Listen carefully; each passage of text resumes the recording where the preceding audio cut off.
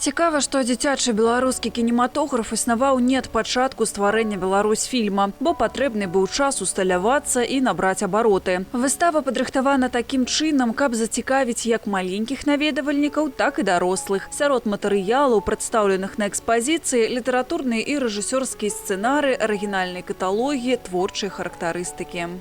Мы, як гледачы, звычайна бачым тое, што ўжо было адзнята, зроблена, змантавана, а фонд нумар 112 паказвае вельмі цікавыя перыпетыі, якія перажываў кожны фільм і група здымачная падчас здымак гэтага фільма.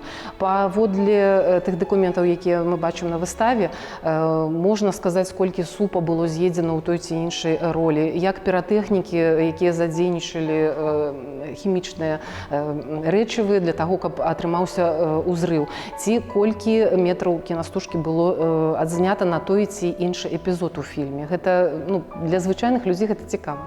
Таксама можна пабачыць альбомы з кінапробамі розных акцёраў, напрыклад, фотаздымкі герояў з фільмаў «Пітер Пэн», «Тихие троечнікі», «Дзіўныя прыгоды» Дзяніскі Караблёва.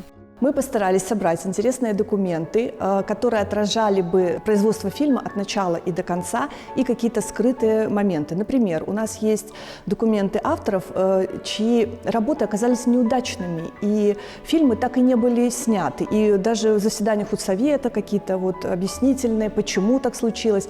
И тут же мы предоставили документы, которые показывают, что дальнейший путь автора сложился очень удачно.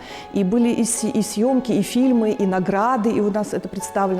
То есть такие интересные факты, что не всегда первая неудачная работа что-то говорит о мастере, о художнике. На выставе прадстаўлены дакументы і фота, звязаныя з дзейнасцю вядомага рэжысёра Леаніда Нячаева. Лічыцца, што яго кінакарціны – гэта залатая эпоха Беларусьфільма.